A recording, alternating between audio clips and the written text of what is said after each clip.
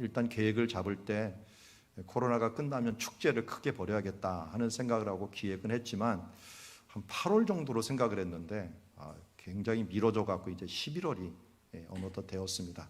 그래서 제한적인 부분들이 여러 가지가 있지만 우리 교회가 할 수 있는 일들을 하여튼 최대한 다 역량을 기울여서 이렇게 위드갓 임마누엘 가을 여행을 시작하게 되었습니다.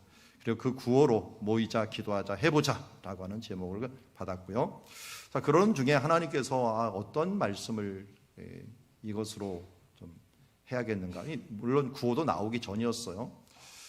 그때 이 사도행전 말씀을 제 마음에 주시면서 이 말씀으로 나갔으면 좋겠다 하는 생각을 가집니다. 앞에 있는 사진이 코로나 직전에 찍은 겁니다. 직전에 2020년 1월에 찍은 사진입니다.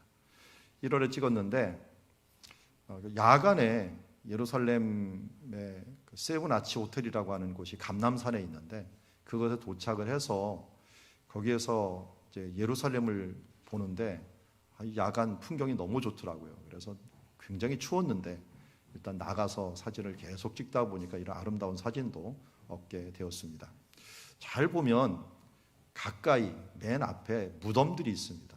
네모난 게 다 무덤들입니다. 감람산이 무덤으로 꽉 차 있고 그 다음에 넘어서 저 휘황찬란한 곳이 이제 성전산이 있었던 장소. 지금 회교사원이 있지만 예루살렘 성전이 있었던 장소가 보이게 됩니다. 이걸 보면서 문득 그런 생각이 들었어요. 코로나를 지나서 새 예루살렘으로 나가자 하는 생각을 가졌습니다. 코로나로 인하여서 많은 영혼들이 죽고 우리들의 많은 일상들이 파괴되었습니다. 참 무덤처럼 움직이지 못한 상황들이 많이 되었는데 이제는 이것을 넘어서 이제 하나님 새 예루살렘, 하나님께서 은혜 주시는 그 자리로 나아가야겠다. 제자들이 예수님의 승천과 함께 절망에 의해서 그들이 이 골짜기를 넘어서 감람산을 넘어서 여기 승천했던 감람산에서 예루살렘 성전을 향하여 나갔던 것처럼 우리도 그렇게 나가야겠다 하는 생각을 가지게 되었습니다. 우리는 이미 사도행전 강해를 마쳤습니다. 사도행전 강해를 마치면서 제가 이 도표를 보여드렸습니다. 사도행전에는 도전과 응전이 나온다. 도전과 응전이 나와서 예루살렘에서 온 유대, 사마리아와 땅끝까지로 내 증인이되리라 라고 했지만 이 예루살렘에서 사마리아로 넘어가는 과정 중에서 홍역이 한번 읽었지만 이 부분을 통해서 사마리아로 넘어갈 수 있는 어떤 전환기적인 사건들이 있었고 그리고 이제 사마리아에서 땅끝까지 이르는 그 과정 중에서도 큰 도전이 있었고 그 도전에 응전을 잘해서 어떻게 보면 땅끝까지 이르는 예수님의 증인이 되었다라는 것을 알 수가 있습니다. 그래서 1장부터 28장까지 사건들을 쭉 요약을 해놨는데요. 이걸 요약하면 이렇습니다. 이 사도행전에서 한 단계를 올라갈 동안 우리가 시대의 발전이 완만하게 올라가지 않는다 그랬죠. 시대의 발전은 갑자기 올라갑니다. 갑자기 뭔가 새로워집니다. 우리 사회에서도 저도 어렸을 때부터 한번 쭉 돌아보면은 물리적인 것으로 변한 것이라고 한다면 컴퓨터라는 게 나왔습니다. 옛날엔 타자기가 있었는데 갑자기 뭐 컴퓨터 타자기가 나온다더니 컴퓨터라는 퍼스널 컴퓨터가 나오기 시작했고 그곳에서 뭐 한글도 칠 수 있다, 뭐 윈도우도 나왔다 하면서 나오다가 갑자기 인터넷이 등장을 했어요. 제가 유학을 갔을 때 인터넷이라는 게 등장을 해서 이메일이라는 게 막 만들어져 갖고 제가 94년에 유학을 갔는데 이메일로 미국인들이 서로 하는 걸 뭐 신기했어요. 그 인터넷이 나오는데 조금 있다가는 또 이 스마트폰이라고 하는 게 등장을 하면서 우리 세대에 너무 많은 문화가 너무 많은 사회적인 변화가 일어난 것들이 사실입니다. 그러면서 사람들은 4차 산업 대혁명이라고 하는 부분들이 있을 것이라고 했는데 우리가 이번 코로나 기간을 통해서 이것들이 성큼 앞으로 와닿은 것을 보게 됩니다. 그래서 우리가 이렇게 인터넷상으로 예배하고 또 서로 회의하고 함께하는 일들이 있을 것이라고는 이렇게 가까운 시기에 있을 것이라고는 생각을 하지 못했지만 이 부분들이 이루어진 것들은 이 패러다임 시프트라고 하는 의식 전환이 있었기 때문에 그렇습니다. 사도행전에도 마찬가지입니다. 의식 전환의 시기가 있었고 예루살렘에서 사마리아로 넘어가는 게 굉장히 힘들었어요. 왜냐하면 유대인들이 사마리아인에게 안 가려고 했어요. 그런데 그때 예루살렘에 성령 강림이 임하면서 1차적으로 움츠렸던 사도들이 이제 나가기 시작했습니다. 나가면서 유대인들에게 적극적으로, 특별히 베드로 같은 경우는 예수님을 모른다고 부인하고 도망가던 그 사람이 이제는 예수님이 바로 이 생명의 구주라고 얘기하면서 내가 사람의 말을 듣는 것보다 하나님의 말을 듣는 것이 마땅하다 하면서 담대한 사람으로 변화되었습니다. 이것은 예루살렘 마가의 다락방의 성령의 강림에서 일어난 일이라고 한다면, 이제 사마리아로 복음이 전파되는 것들은 빌립 집사님이 사마리아에 가서 복음을 전하면서, 이 과정 중에서 스데반의 순교라고 하는 어려운 사건들이 있었지만 그것이, 그 도전이 응전이 되어서 이제는 사마리아로 가서 복음을 전했고, 베드로와 요한이 그곳에 가서 기도해 주니 성령님이 임함으로 말미암아 사마리아 지역에 하나님의 성령이 임해서 예루살렘과 사마리아로 불이 붙게 되었습니다. 그리고 이제 베드로가 이방인에게 절대 가지 못합니다 라고 하는 의식을 가지고 있었는데, 환상을 보여주면서 고넬료에게 그에게 가게 했고, 고넬료를 통하여 복음이 전파되고 또 성령님이 임하는 것을 통해서 이방인에게도 하나님께서 성령을 주시는구나 하면서 이방인의 개념을 깨고, 이 개념을 깨자 바울이라고 하는 또 하나의 큰 지도자가 준비되어 갖고 세상 끝까지 복음을 전파하는 사람으로 전환했던 모습을 보게 됩니다. 우리는 시대마다 이런 사건도 있고 인물도 있다는 것을 기억해야 됩니다. 우리는 그 시대에 따라가는 사람들이 될 수도 있고 주인공이 될 수도 있습니다. 여러분, 세상에서는 주인공이 되지 않더라도 하나님 나라에서는 주인공이 돼야 되지 않겠습니까? 하나님 나라는 잘하고 잘난 사람이 주인공이 아니라, 잘 보십시오, 믿음이 가장 강한 사람, 하나님을 가장 전적으로 의뢰하는 그 사람이 바로 하나님 나라에서는 주인공입니다. 그래서 누구든지 차별 없이 하나님 나라에서 주인공이 될 수가 있습니다. 그래서 우리는 아브라함을 무슨 조상이라고 부르죠? 믿음의 조상. 그래서 하나님 나라에서 성경의 역사를 보면은 힘이 강하고 능력 있는 사람의 역사가 아니라 믿음이 가장 좋은 사람의 역사예요. 그러니까 우리가 100% 주님을 의지하며 나아갈 때, 특별히 이렇게 힘들고 또 새로운 시대로 전환되올 때 우리가 빌립처럼, 베드로처럼, 바울처럼 하나님께 쓰임받는, 이 전환기에 쓰임받는 주님의 자녀들이 되기를 주의 이름으로 축원합니다. 이런 의미에서 우리 교회에서 위드 코로나라는 말을 가지고 사는 것들이 치욕이라고 생각을 해서 우리는 위드 코로나가 아니라 위드 갓으로 살아야겠다. 위드 갓을 히브리어로 말한다면 임마누엘입니다. 하나님이 우리와 함께 계시다. 그래서 임마누엘로 우리는 이 시대를 살아가야겠다.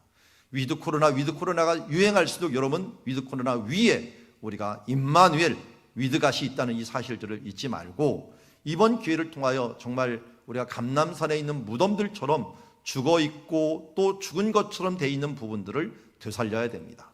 개인 신앙 회복과 함께 공동체 예배 부흥을 일으켜야 됩니다. 이 말을 들으니까 갑자기 제가 한 6년여 정도에 5년이거든요. 2016년에 갑자기 심근경색을 앓았던 적이 생각이 나네요. 그때 의사가 그 얘기를 하더라고요. 지금 심장이 일시적으로 다 기절을 했다. 다 기절을 하고 다 죽은 것처럼 됐는데 그게 이제 심근경색이라는 거예요. 그런데 그 중에 얼마나 깨어날지는 모르겠다. 깨어나는데 어떤 것은 깨어나고 어떤 것은 깨어나지 못하는데, 깨어나지 못하는 건 죽은 세포가 돼갖고 그냥 가지고 살아야 된다.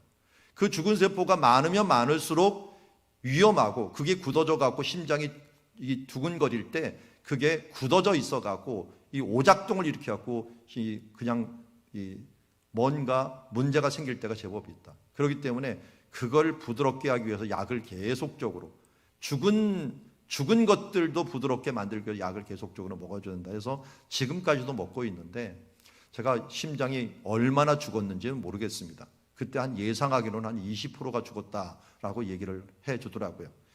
그런데 그때 살아나기 위해서, 그 세포가 다시 살아나기 위해서 한 10일 동안 중환자실에서 있을 때 이게 제대로 안 살아나니까 폐에 막 물이 차고 문제가 생기더라고요. 그래서 그걸 이겨내느라고, 그래서 한 달 정도를 제가 걷는데도 숨이 찬 그런 시간들을 지냈던 것을 기억을 합니다. 어떻게 보면 우리가 코로나로 인하여 우리 신앙들이 바로 이렇게 죽어있는 모습들이, 잠자고 있고 기절한 모습들이 얼마나 많은가 한번 돌아봅니다. 이제 우리가 이것을 깨어내야 됩니다. 깨어낼 때는 분명히 홍역이 따릅니다. 다시 한번 교회에 오고 다시 한번 모임을 가지며 예배를 드릴 때 이때 너무 힘든 아마 시간들을 가지게 됩니다. 근데 우리가 1차적으로 뭘 했냐면 집중 치료가 들어가야 됩니다. 위드 코로나라고 하지만 코로나로 통하여 우리가 죽었던 신앙, 메말랐던 그 영성들을 다시 한번 일으키기 위해서는 이제 이번 한 달이 집중 치료라고 생각을 하고, 그래서 우리가 회복하고 회복을 넘어서 더 큰 건강을 유지하기 위하여 우리 말씀이 운동력이 있다 그랬잖아요. 말씀과 함께 운동하는 그런 시간을 가져야 될 줄 믿습니다. 그래서 위드 코로나를 위드 갓으로 극복하고 임마누엘로 출 코로나, 출애굽하는 그런 시간들이 있어지기를 바랍니다. 그래서 우리가 오늘 성구로 이사야서 41장 10절, 마태복음 6장 33절, 고린도서 10장 31절을 보았고, 어제 토요 기도의 말씀에 이 부분들을 자세히 설명을 했습니다. 거꾸로 보면 좋을 것 같아요. 고린도서 10장 31절이 먼저 하나님의 영광을 구하는 자가 돼야 되고, 두 번째는 우리가 구할 때 그의 나라와 의를 구하는 자가 돼야 되고, 나중에 이것을 행하려고 할 때 두려움이 올 때마다 이사야서 41장 10절 말씀으로 두려워하지 말라, 놀라지 말라라고 말하면서 주님이 우리와 함께 한다는 것을 알고 선포하며 나가야 될 줄 믿습니다. 그러면 한 달 살이 하면 겁먹지 마십시오. 놀라지 마십시오. 여러분, 한 달 동안 놀라 그러면 잘 놀겠습니까? 못 놀겠습니까? 요새 한 달 살이 많이 있더라고요.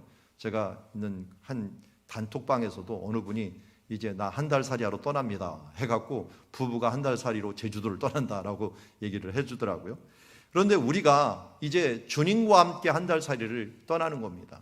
이 시간들이 조금 피곤할 수가 있어요. 여러분, 여행하면 피곤하잖아요. 피곤하지만 여행할 때 즐겁잖아요.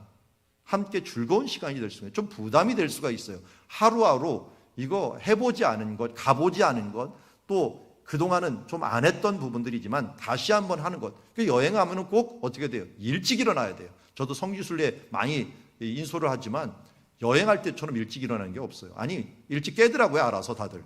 그런 것처럼 우리가 이제 주님과 함께 임마누엘 여행하는 이 시간은 좀 일찍 깨서 하나님 앞에 기대하는 마음으로 함께 나가는 그런 시간이 되었으면 좋겠습니다. 찬송도 그래서 주와 함께 길 가는 것 즐거운 일 아닌가. 한 걸음 한 걸음 주와 함께 가기를 원합니다. 이 찬양은 다음 주일날 오실 때까지 이 찬양은 1절부터 4절까지 다 외워 오셔야 됩니다. 외워 오시지 말고요, 매일 한 번씩만 불러보십시오. 자동으로 외워집니다. 여러분, 특별히 안 외워진다고 하지 말고 새기시면 됩니다. 머리에 새기시면 자동적으로 매일 아침, 점심, 저녁 부르다 보면은 자동으로 외워지니까요.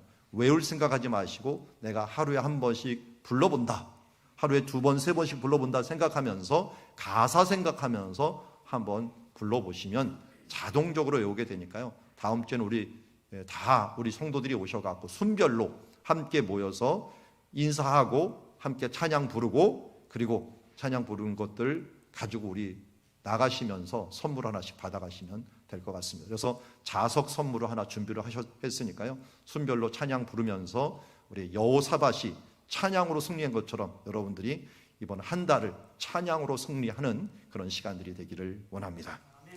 자, 이번에는 말씀을 출 코로나라고 했기 때문에 제가 출애굽기를 했습니다. 출애굽할 때 있었던 단어 중에 하나가 여호와 니시, 이런 단어들, 여호와 라파, 이런 단어들이 있는데, 그런 여호와께서 준비하셨다라고 하는 것과 여호와께서 승리하신다, 여호와께서 함께 하신다, 여호와께서 샬롬을 주신다라고 하는 큰 네 가지 제목을 가지고 우리가 한 주 한 주 말씀을 이어가도록 하겠습니다. 자, 구호도 그래서 준비를 했습니다. 모이자, 기도하자, 예배하자, 해보자인데, 기도라고 하는 것들이 성경에서는 예배와 연결이 되기 때문에 그냥 모이자, 기도하자, 해보자라고 했는데요. 자, 우리 그동안 좋은 것들이 있었는데 그동안 못했던 것들, 우리 가족 모임, 순원 모임, 또 공예배 모임, 이것에 모이는 자들, 그리고 나가서 기도할 때 우리 공예배 중에서 기도에 초점을 맞춘 예배가 있어요. 특별 새벽 기도회, 수요 기도회, 금요 기도가 있고, 또 예배는 당연히 주일 예배인데 그동안 통합 예배 우리 한꺼번에 못 모여봤는데 전교인 예배 함께 나누고, 그리고 우리 은혜 나눔 시간 또 함께 하면서 이 예배의 자리로 나갔으면 좋겠고요. 우리 해보자 그랬는데요. 우리 교회에서 이제 아기학교가 우리는 효율적인 것보다는 우리 교인들 자녀들부터 교육을 시켜야겠다 해서 우리 수요일 날 우리 은혜 나눔 시간에 영아부 모임을 가지려고 합니다. 우리 아기학교 했던 그 시간에 우리 교회 영아부 모임, 그래서 부모님들과 같이 있는 아기들 함께 와서 우리 은혜 받고 또 예배 드리는 시간 가지고, 그리고 우리 교회에서 섬길 수 있는 것, 반찬 섬김이라든지 중창단이라든지 달란트라든지, 그리고 우리 추수감사절을 위해서 준비하면서 여러 가지 준비해야 될 것들 있는데요. 이런 부분들이라든지 우리 도서관이라든지 이런 분들 자원하는 분들이 있으면 우리가 얼마든지 섬김의 장을 열려고 하고, 여러분들이 나갈 때 보면 우리 그 헌금 때에 보면은 거기에 헌금함이 헌금 쓰는 데 있죠. 그곳에 봉사하는 그 부분들이 적혀 있으니까요. 여러분 보시고, 또 우리 가이드북 다 받으셨죠? 가이드북 보고 그 안에서 한번 쭉 읽어보시면 감사하겠습니다. 자, 이렇게 이런 마음과 이런 계기를 가지게 된 게 오늘 사도행전 1장 말씀을 통해서 제게 주신 하나님의 은혜이기 때문에요. 오늘 사도행전 1장을 한번 보면서 왜 이런 말씀으로 또 이렇게 우리가 시작을 해야 되는가 하는 부분들을 오늘 말씀이 우리에게 지시하는 것들을 함께 들었으면 좋겠습니다. 사도행전 1장 4절 5절 우리 같이 한번 읽어볼까요? 시작. 사도와 함께 모이사 그들에게 분부하여 이르시되 예루살렘을 떠나지 말고 내게 들은 바 아버지께서 약속하신 것을 기다리라. 요한은 물로 세례를 베풀었거니와 너희는 몇 날이 못되어 성령으로 세례를 받으리라 하셨느니라. 아멘. 우리가 모여야 되는 이유는 여기 4절에 있네요. 예루살렘을 떠나지 말라라고 하는 말은 반대말로 뭡니까? 모이라는 겁니다. 떠나지 말고 모이라고 얘기를 합니다. 근데 모여서 왜 모이는가 하는 부분들도 우리가 알아야 될 거 아니에요? 왜 모여야 되는가? 자, 내게 들은 바 아버지께서 약속하신 것들 때문에 그렇다. 약속하신 게 뭐예요? 5절에 보니까 성령님이에요. 성령님을 내려줄 것이니 너희가 예루살렘을 떠나지 말라. 예수님이 지금 승천하시면 제자들은 예수님 없는 상황에 이르러서 그동안 그를 보호해주고 그들에게 리더십을 발휘했던 예수님이 떠나지니까 정말 길 잃은 고아처럼 어찌할 줄을 모르는 상황이 돼버린 겁니다. 그런 제자들에게 예수님께서 이미 요한복음 14장에 성령님을 보내주겠다고 했고, 그 성령님의 이름을 앞에 보혜사라고 하는 말을 썼습니다. 이 보혜사, 파라클레토스라는 말은 무슨 뜻이라고요? 여기 제가 여기에 해놨는데 헬퍼. 그냥 우리의 도움자가 되시는 분이에요. 또 다른 말로 카운셀러, 또 다른 말로 변호사라고 얘기했죠. 변호사. 우리의 변호사요, 우리의 카운셀러요, 우리의 헬퍼가 되어서 우리를 도와주실 그분, 그 성령님을 보내니까 너는 이곳에 떠나지 마라. 그러고 봤더니 예수님이 떠나더라도 제자들을 보호할 존재를 주시겠다라고 약속했기 때문에 이곳을 떠나지 말라는 거예요. 감람산에서 저기 마가의 다락방까지 가는 길을 제가 점선으로 해놨는데 방금 보는 것처럼 무덤으로 돼 있고 기드론 골짜기를 지나갔고 이제 마가의 다락방 쪽으로 제자들이 올라가게 됩니다. 자, 이 올라가는 이 여정 가운데 우리는 한번 생각해야 될 게 있습니다. 예수님께서 모이라라고 하는 이것 때문에 일어난 일이 있는데, 예수님이 다른 어떤 것을 남긴 것보다도 모임을 남겼다라는 것입니다. 이 모임을 우리는 공동체라고 하죠. 예수님께서 우리에게 주신 가장 큰 선물은 가족입니다. 가족 공동체. 예수 그리스도의 보혈의 공로로 우리는 하나가 되었습니다. 예수님께서 십자가에 죽으실 때 마리아를 보고서 얘기합니다. 마리아요, 아들입니다 라고 얘기합니다. 그게 누구를 얘기한 거냐면 옆에 있는 요한을 보고 얘기한 겁니다. 요한아, 내 어머니다. 우리가 예수 그리스도의 십자가의 보혈로 말미암아 우리는 한 가족이 되었습니다. 이 한 가족이 되는 근거는 모임에서부터 시작을 합니다. 어떤 모임입니까? 예수 그리스도 그의 보내주시는 성령님으로 우리는 하나로 묶어짐으로 말미암아 성령님으로 예수 그리스도를 믿게 만들고 예수 그리스도 안에서 머물게 만들고 예수 그리스도의 인도함을 받고 그 나라까지 가게 할 수 있는 성령의 공동체로 우리가 하나로 묶어지기 때문에 우리는 예수 안에서 한 가족이 된 줄 믿습니다. 예수님께서는 이 성령님을 꼭 받아야 되기 때문에 너희는 예루살렘을 떠나지 말고 그곳에 모여 있으라 라고 말씀합니다. 오늘도 우리에게도 마찬가지입니다. 우리가 성령에 충만하지 않고는, 은혜가 없고는 우리가 살아갈 수 없는 존재들입니다. 여러분, 가정에서 예배드리고 또 어디서 예배드릴 수 있지만요, 코로나로 인하여 가장 떨어진 것들이 우리가 친밀감입니다. 제가 유학은 아니고 우리 지난번 안식년 때 그 논문을 쓰라고 이스라엘에 가서 혼자가 있었어요. 혼자가 있다 보니까요, 인터넷이 다 되니까 뭐 한국 소식도 다 듣고 전화도 매일같이 하고 저녁마다 하고 하니까 이거 관계에는 문제가 없었어요. 그런데 뭔가 친밀감이 다가오질 않아요. 만나갖고 서로 악수도 하고 웃기도 하고 말도 하고 이런 관계가 좀 돼야 되는데 이 친밀감이 없으니까 뭔가 외롭더라고요.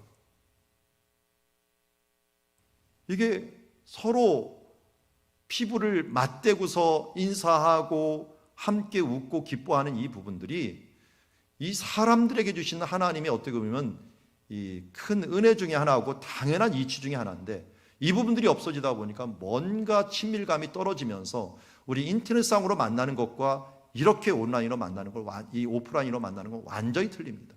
이제부터는 우리가 할 수 없어서 이 길을 왔지만, 대안이었지만 이제는 우리가 가능하면 모두 함께 나와서 함께 은혜를 받고 성령 안에서 하나 되는 친밀한 공동체가 이루어지기를 원합니다. 그럼 만나다 보면은 오해도 없어지고 그동안 서운한 것들도 이상하게 만나갖고 얘기하다 보면 자연스럽게 없어집니다. 이라는 아름다운 만남이 있는 우리 예배가 내일부터 있어지길 원합니다. 다시 한번 부탁합니다. 첫날이 가장 중요합니다. 시작이 반이라고 하지 않습니까? 여러분, 제가 다시 한번 말씀드립니다. 1시간 안에 있는 사람들 어떻게든지 첫날 오면은 반을 인정해 드리도록 하겠습니다. 첫날이 반이니까 제가 눈으로 첫날 어떻게든지 첫날, 오늘 저녁은 좀 일찍 잘 수 있잖아요, 여러분들. 일찍 충분히 자고 첫날은 어떻게든지 올 수 있도록 그래서 한번 노력을 해주셔갖고 이걸 좀 터뜨려 주시기 바랍니다. 그래서 첫날 하나님의 은혜가 터져야만이 그야말로 샘물이 터지고 생장점이 터지는 하나님의 역사가 있어질 줄 믿습니다. 자, 우리가 함께 모이는 시간 있어지기를 원합니다. 자, 앞에 있는 또 황영재 의논을 하는 것 같은데 의논하지 말고 그냥 순종을 하세요. 네. 두 번째, 우리 권능을 받도록 모이라고 했습니다. 성령을 왜 받아야 됩니까? 그런데 왜 성령을 받아야 됩니까? 물론 헬퍼, 카운셀러 이것도 있지만 여기 8절에 그 이유를 얘기하고 있어요. 8절 같이 한번 읽어보도록 하겠습니다. 시작. 오직 성령이 너에게 임하시면 너희가 권능을 받고 예루살렘과 온 유대와 사마리아와 땅끝까지 이르러 내 증인이 되리라 하시니라. 아멘. 성령이 임하면 무슨 일이 벌어진다고요? 권능을 받는다. 여러분, 우리가 우리의 힘으로 할 수 없는 것들이 많이 있습니다. 스가랴서 4장 6절에 이 말씀을 하고 있습니다. 그가 내게 대답하여 이르되 여호와께서 스룹바벨에게 하신 말씀이 이러하니라. 만군의 여호와께서 말씀하시되 이는 힘으로 되지 아니하며 능력으로 되지 아니하고 오직 나의 영으로 되느니라. 이는 내 힘으로 되지 않고 내 능력으로 되지 않고 오직 나의 영, 이 영이 성령이죠. 나의 성령으로만 되느니라 라고 말씀합니다. 여러분, 우리 인생이 내 마음대로 될 것 같지만 성령님의 능력 아니고는 이루어지지 못한다고 성경은 분명히 선언하고 있습니다. 왜 우리가 성령의 충만함을 받아야 됩니까? 우리가 예수를 믿을 때 성령을 이미 받았어요. 그래서 우리는 하나님의 자녀라는 확신들을 내 마음속에 성령님이 주셨는데 어느덧 왜 나는 예수를 믿었는데도 이렇게 메말라 있고 기쁘지 않고 답답할까 하는 것들은 성령의 충만함이 우리 가운데 없기 때문이에요. 이 성령의 충만함은 한 가지 방법밖에 없어요. 하나님과 교제하는 기도와 그리고 말씀밖에 없습니다. 그러기에 우리가 조금 더 멀어졌던 기도와 말씀을 통하여 성령님의 충만함을 힘입게 되면 나도 모르게 내게 권능을 받게 되는 능력의 역사가 우리 가운데 임할 줄 믿습니다. 오늘 말씀을 믿으십시오. 여기 보면 너의 힘으로 되지 않고 너의 능력으로 되지 아니하고 오직 나의 성령으로 되느니라. 스가랴서 4장 6절에 말씀하신 그 말씀을 믿을 때 내가 사람 앞에서 나가서 쩔쩔매던 그 베드로와 같은 존재가 예루살렘을 변화시키고 유대를 변화시키고 사마리아와 땅끝까지로 성령의 불을 비치는 그런 일꾼이 될 줄 믿습니다. 그러려면 어떻게 하라고요? 모이자. 예수님께서 한 사람에게 성령 준 게 아니라 함께 모였을 때 한 사람 한 사람에게 주셨습니다. 이건 예수님의 우리에게 주신 노하우라고 할 수 있습니다. 성령님과 권능을 받는 것. 그리고 오늘 모이자라고 했던 것은 예수님의 또한 명령이기도 합니다. 우리 성경에서 제일 칭찬받았던 백부장 한 명이 있죠. 어디의 백부장입니까? 어느 도시의 백부장이죠? 가버나움의 백부장. 가버나움의 백부장이 뭐 때문에 칭찬을 받았죠? 믿음에 있어서 이스라엘에서 이만한 믿음을 본 적이 없다. 뭐 때문에 그렇죠? 그가 무슨 말을 했기에? 내 군사 중에 한 분이 병이 들었는데 예수님이 가려고 했어요. 그랬더니 무슨 말을 했어요? 가실 필요 없습니다. 말씀만 하십시오. 한마디로 이건 뭐예요? 명령만 하십시오. 나는 군인인데 내가 명령하면 누가 그 일을 실행을 합니다. 당신도 하나님의 아들이니까 그냥 명령만 하십시오. 굳이 가실 필요 없습니다. 하면서 그 믿음으로 나갔던 모습을 보게 됩니다. 정말 생활의 원리를 믿음의 원리로 그냥 적용을 시킨 거예요. 여러분, 크레디트 카드로 긁잖아요. 믿음으로 긁으면 어떻게 돼요? 지불이 되잖아요. 우리가 그 믿음도 그렇게 생각하면 돼요. 예수 그리스도의 이름으로, 믿음으로 이 세상에서 선언하면 그대로 진행이 되는 거예요. 그걸 믿고 나아가는 자들, 이걸 그냥 하나님이 명령하시고 우리에게 말씀하신 대로 순종하며 나가는 거예요. 그래서 사울왕한테 얘기를 했죠. 사울왕이 이런 핑계 저런 핑계 대자 사무엘이 뭐라고 얘기했습니까? 순종이 제사보다 낫다라고 얘기합니다. 난 예배드리기 위해서, 헌금하기 위해서, 또 뭐 돈을 많이 벌기 위해서 이런저런 핑계를 대지만 하나님 앞에 그 말씀대로 순종하는 것이 다른 어떤 것들을 하는 것보다 당신들에게 중요합니다. 믿음으로 그 명령대로 순종하는 것이 중요합니다 라고 말씀한 것을 보게 됩니다. 제자들도요, 그 말을 잃어버리고 지금 멍청하게 하늘만 쳐다보고 있었어요. 이거 어떡하나. 뭘 잃어버렸어요? 예수님의 명령을 잃어버렸어요. 예루살렘에 모이라는 거예요. 그래서 천사들이 다시 일깨워줍니다. 여러분, 천사들 대신에 제가 일깨워주는 거예요. 여러분, 멍청하게 걱정하지 말고 염려하지 말고 일단 예루살렘에 모이십시오. 일단 함께 모여서 기도하고 말씀 보고 하다 보면 하나님의 성령이 오셔서 권능을 주시고 이 땅을 이길 수 있고 그동안 숨고 도망가고 그야말로 소극적인 삶들을 살기에 급급했던 우리에게 성령님 임함으로 말미암아 예수 그리스도의 이름으로 나아가고 나사렛 예수 그리스도의 이름으로 안전맹이를 일으키며 세계 끝까지 복음을 전하는 하나님의 일꾼으로 우리가 변화될 줄 믿습니다. 사명의 일꾼이 될 줄 믿습니다. 우리가 일단 모이는 데부터 이 부분들이 시작됨을 알고 함께 모입시다. 함께 기도합시다. 그래서 그의 나라와 그의 의를 구하는 주님의 자녀들이 되기를 원합니다. 두 번째, 보니까 이들이 모여갖고 어떻게 됐나 봤더니 이제 감람산에서 마가의 다락방까지 왔어요. 와갖고 저 다락방에 모여서 그럼 모였는데 뭘 하냐 봤더니 기도를 하네요. 기도를. 그런데 여기 모인 사람들 한번 보십시오. 다양한 사람들이 모였네요. 베드로, 요한, 야고보, 이 사람 다 뭡니까? 11제자들, 12제자 중에 한 명 빠졌죠. 11제자들하고 그 뒤에 또 누가 있었어요? 여자들이 있었어요. 14절에 보니까. 그러니까 그전에는 여자들은 숫자도 안 셌는데 이 마가의 다락방부터는 숫자에 세기 시작했어요.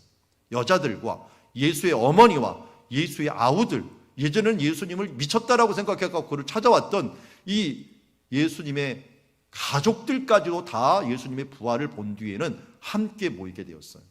그래서 그들은 무엇을 했습니까? 봤더니 함께라고 하는 더불어가 시작이 되고요. 두 번째는 마음을 같이하여. 이 마음을 같이하라고 하는 이 말, 이 호모티마톤이라고 하는 말인데요. 이거는 이 티마톤이 감성, 열정 이런 걸 의미해요. 그러니까 모든 열정을 하나로 모아서 기도를 했고 오로지 기도에 힘쓰더라. 이 오로지라는 말은 원래 오로지라고 하는 단어는 없어요. 그런데 기도에 힘썼다라고 하는 말을 강조하는 형으로 썼기 때문에 오로지를 집어넣습니다. 그러니까 기도에 힘쓰는 모습들을 보게 됩니다. 그래서 기도할 때 어떻게 기도하는가 봤더니 함께 기도합니다. 함께. 그래서 우리가 함께 기도하자는 거예요. 혼자 기도할 수도 있어요. 근데 혼자 기도하면은 이거 장작불에서 장작 하나를 띄고서 기도하는 촛불 기도와 같은 거예요. 여러분, 촛불 기도하면 뜨겁지가 않습니다. 함께 장작을 놓았을 때, 함께 기도할 때 뜨거운 기도가 되고 하늘 문을 여는 기도가 이루어지게 됩니다. 왜냐하면 예수님께서 뭐라고 말씀하냐면 내가 천국의 열쇠를 주겠다 그랬는데 누구한테 주겠다 그랬습니까? 내 교회에게. 주는 그리스도시요 살아계신 하나님의 아들입니다를 고백하는 그 자들 위에 내 교회를 세울 것이고 그 교회에 천국의 열쇠를 준다고 말씀합니다. 교회는 공동체입니다. 이 공동체가 함께 기도할 때 천국문을 열 수 있고 또 천국문에 열면서 하늘의 뜻이 이 땅에 이루어질 수가 있게 됩니다. 그래서 우리가 더불어 함께 기도해야 됩니다. 그리고 이 두 번째 우리가 말한 것처럼 마음을 같이하여 한 마음으로 기도를 해야 되는 거죠. 그래서 한 마음으로 우리가 이 어려운 시기들을 정말 한 마음으로 예배의 부흥과 개인 신앙의 회복들을 위하여 함께 기도하다 보면 우리가 다른 것들도 다 딸려갑니다. 먼저 그의 나라와 의를 구하라. 그리하면 뭐 한다고요?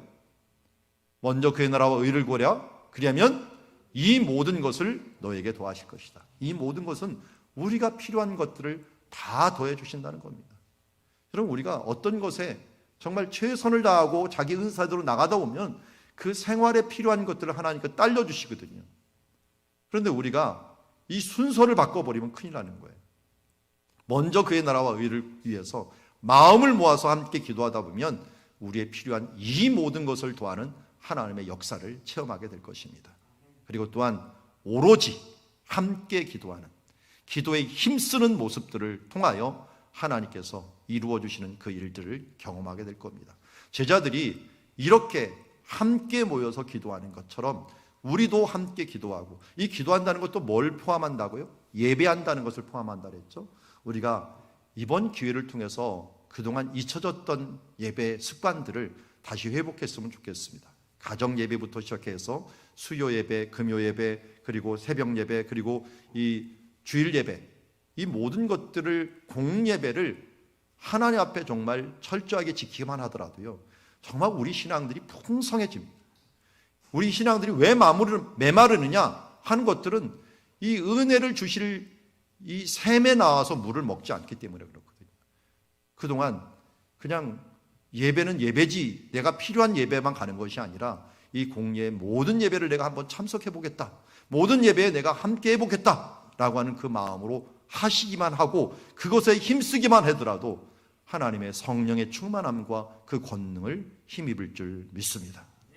세 번째는 여기 보니까 해보자라는 말로 제가 정리를 해보았습니다. 13절, 14절, 15절에 보면은 참 잘하는 것 같아요. 기도에 힘썼습니다. 힘쓰는 것처럼 우리도 힘써 보자는 거죠. 힘써 보자는 건데 15절을 보면서 저는 이 번역이 120명이나 되더라, 120명 이나로 말을 했는데요, 120명 밖에 안 되더라, 저는 이렇게 표현하고 싶어요. 왜 그렇습니까? 그 밑에 고린도서 15장 6절에 뭐라고 표현하냐면 그 후에 예수님께서 부활하셔서 500여 형제들에게 일시에 보이셨다라고 합니다. 500의 형제, 예수님의 부활을 본 사람들이 500명과 사도들까지 합치면 550명가량이 될 것 같아요, 최소한. 그런데 예수님의 부활을 본 사람들이 또 승천을 보고 승천을 보지 못했더라도 그 소식을 분명히 듣고 예수님이 명령하신 것을 들었을 텐데 그들 중에 500명 넘는 사람 중에 왜 120명만 있죠? 저는 그래서 이게 참 아이러니예요. 아니, 부활하신 예수님을 눈으로 봤잖아요. 여러분들이 예수님 부활하신 걸 눈으로 봤으면 그때부터 죽기 살기로 예수님 말씀 따라가지 살지 않겠어요? 안 그런가요? 여러분, 예수님 죽었다 살아났어요. 근데 그분이 내게 나타나셔갖고 나에게 보여주시니, 야, 이거 대단하네. 사망의 권세 이기신 그분, 내가 죽기 살기로 그분 따라 살아야겠다 하면서 그분이 또 승천하시기까지 했어요. 승천하는 걸 눈으로 본 사람들이 있어요. 그 본 사람들이 그걸 보면서 천사까지 얘기를 해주셨어요. 그러니까 예수님도 얘기했죠. 승천도 했죠. 천사도 얘기했죠. 이 정도면은 무조건 순종 아닐까요? 그런데요, 예나 지금이나 이렇게 큰 은혜가 있었는데 순종하는 사람은 이게 500명 중에 5분의 1밖에 안 되는 것 같아요. 이 5분의 4에 여러분들이 포함되지 않길 바랍니다. 이때는 분명히 제가 한번 생각을 해봤어요. 우리 여기 노재복 장로님도 기도하고 있고 노광선 또 옆에서 기도하고 있고 옛날 사진이 지금 희미하게 있는데요. 여기 기도하라고 해갖고 예수님이 명령을 했는데 문제는 뭐냐면 언제까지 기도하라는 말도 없었고요. 그리고 함께 모여 기도하라 하는 부분들에 대해서도 확신이 없던 사람들은 아마 한두 번 참석했던 사람이 있을 거예요. 그리고 많이 참석한 사람은 9번도 참석할 사람이 있었을 거예요.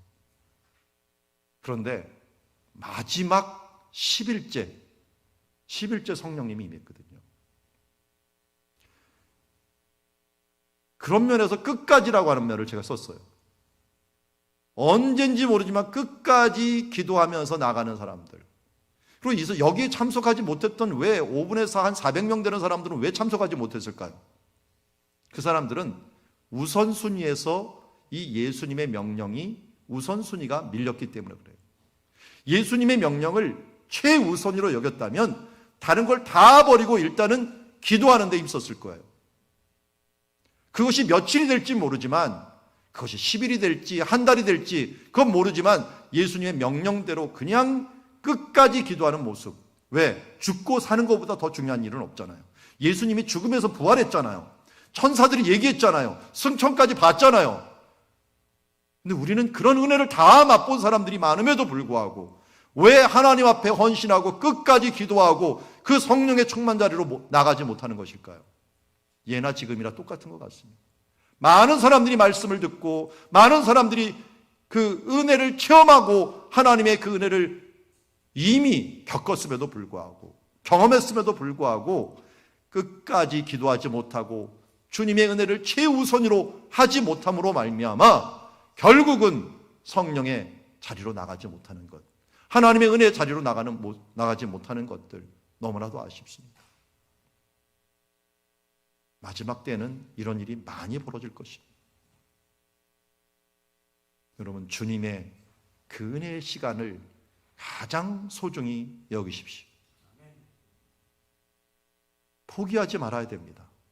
어느 순간에 하나님의 은혜가 임할지 모르기 때문입니다.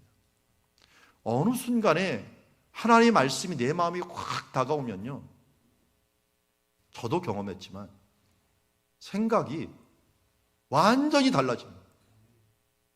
그 순간에 근심과 걱정이 없어지고 기쁨 충만한 모습으로 하나님 말씀 한 구절이 저를 변화시키는 것들을 제가 체험했기에, 이 예배 자리, 은혜의 자리가 소중한 것을 알기에 그곳에서 어떻게든지 떠나지 않고 주님만 바라보다 보면은 내가 그동안 그렇게 풀리지 않던 문제들, 이런 부분들이 나도 모르는 사이에 한 방에 날아갑니다. 그래서 인생은 한 방인 것처럼 은혜도 한 방입니다. 한 방이면 우리가 하나님의 말씀이 내 마음을 한번 확 붙잡기 시작하면 우리의 인생의 모든 문제가 풀려버리고 가장 강력한 십자가의 군병으로 거듭날 수 있는 줄 믿습니다. 여러분, 이 120문도가 되시기 바랍니다.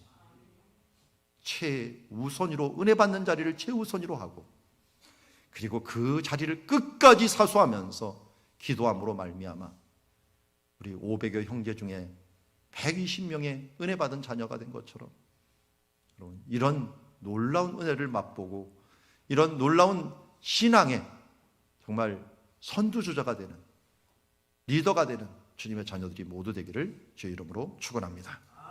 말씀을 정리합니다. 위드가 임마누엘 가을 여행을 시작하면서 우리가 모이자, 기도하자, 해보자 라는 말로 시작을 했습니다. 모이는 이유가 뭡니까? 성령을 받도록, 권능을 받도록 예수님의 명령이기 때문입니다. 기도하자 얘기했습니다. 더불어 마음을 모아 오로지 우리가 전심으로 기도하는 자리가 되었으면 좋겠고, 이 일들을 해볼 때 최우선으로 끝까지 해보는 시간이 되었으면 좋겠습니다. 자, 우리 여러분들 가이드백 오면 정말 해야 될 게 많습니다. 이게 할 일들이 이번 주에 할 일들입니다. 1주차 여호와 일의 결단입니다. 주일을 여러분 결단하시고 한 달 사이를 좀 결단해 주시길 바랍니다. 그리고 여기 묵상 엽서가 있는데요, 오늘 당장 이 말씀을 들은 것들을 갖다가 결단의 그 글을 써주시면 좋겠습니다. 한 줄을 써도 됐고 두 줄을 써도 좋습니다. 요금 이따 이름을 써주시고 쓴 다음에 저기 우체통에다 넣어주시면 되고요. 오늘 이 자리보다는 집에 가져갔다가 넣으셔도 됩니다. 넣으셔도 되고 언제 넣으셔도 상관없으니까요. 여러분들 가능하면 일주일치 모아서 내도 되고 매일매일 내면 더 좋을 것 같습니다. 매일매일 넣으면서 묵상한 것을 기록하고 교훈들과 하나님 주신 주님 앞에 결단하는 내용들, 또 좀 시를 잘 쓰시는 분들은 시를 써주시면 좋겠고, 수필 쓰듯이 좀 쓰시면서 주님과 가을 여행을, 이 가을 여행 엽서를 쓰듯이 한번 써주시면 감사하겠습니다. 새벽 예배 때 이 엽서들이 계속적으로 그날 분량들이 배분이 되고요. 또 우리 전교인 단톡에 이 이미지로서 올려가니까 여러분 인쇄를 해서라도 한번 계속적으로 기록해 주시면 감사하겠고, 우리 다음 주에는 주와 같이 길 가는 것 암송에 와갖고 우리 순별로 함께 모임 가지고 한번 불러보고 우리 검사 맡고 우리 주제 자석들 수료해 가는 시간 가졌으면 좋겠고요. 그리고 수요 오전 나눔 시간 10시 30분에 시작된다는 것, 영화부도 시작이 됩니다. 우리 작지만 이번 기간에 한번 시도해 보려고 하니까요. 해보자 했으니까 한번 해보도록 하겠고, 수요 기도회, 금요 기도회 여러분들 함께 나오되, 특별히 금요 기도회는 온 가족이 한번 나와 주시길 바랍니다. 그래서 함께 나와서 기도하고, 또 우리들의 다음 세대를 위해서 기도하고, 아픈 사람들을 위해서 기도하고, 연약한 부분들을 위해서 성령의 권능을 받는 그런 시간들이 되기를 원합니다. 수요 기도회가 가장 약한데요, 약한 곳에 오는 사람들에게 큰 은혜가 있을지어다. 여러분 좀 힘들 때 도움이 되어갖고 이때 수요기도에 함께 와서 말씀기도, 자녀기도에 좀 힘써 주시면 감사하겠고요. 개인 경건도 굉장히 필요합니다. 우리 공동체 성경 읽기도 조금 바꾸게 됩니다. 그 전까지 우리 성경 읽기로 잠시 멈추고 한 달 동안은 우리 주제에 맞게 성경 읽기, 출애굽기부터 다시 한번 시작이 되게 되고요. 그리고 그냥 성경 읽기가 끝나는 게 아니라 뒤에 느낀 점 한 구절씩 쓰는 그런 운동도 해보려고 합니다. 그리고 큐티 나눔이 있으면 이 나눔도 서로 화답하는 그런 시간들도 많이 가졌으면 좋겠고, 여러분들이 가정 예배도 일주일에 꼭 한번 모여갖고, 예배가 아니고 특별히 혼자 믿는 분들은 아직 작정을 하고 가정 모임을 꼭 한번, 온 가족이 모이는 모임을 한번, 식탁에 교제든 차를 마시는 시간이건 한번 해갖고 꼭 시간을 가져주시면 감사하겠습니다. 자, 이렇게 함으로 말미암아 좀 힘들고 좀 뭐가 부살한 것 같지만 사실은 뭐냐면 우리가 해왔던 것들입니다. 해왔던 것들을 회복하고 더 풍성하게 하자는 것이니까요. 이 기간 동안 주와 함께 길 가는 그런 시간들이 되기를 원합니다. 우리 함께 찬송 한 번 더 불러볼 텐데요. 1절부터 4절까지 한번 쭉 불러보면서 여러분 가사 쭉 생각해보면서 이 기회에 머리 좋은 사람은 이 자리에서 바로 외워버리시고, 또 그렇지 않은 분들은 계속적으로 불러보면서 의미를 생각하며 나가길 원합니다. 주와 같이 길 가는 것 즐거운 일 아닌가.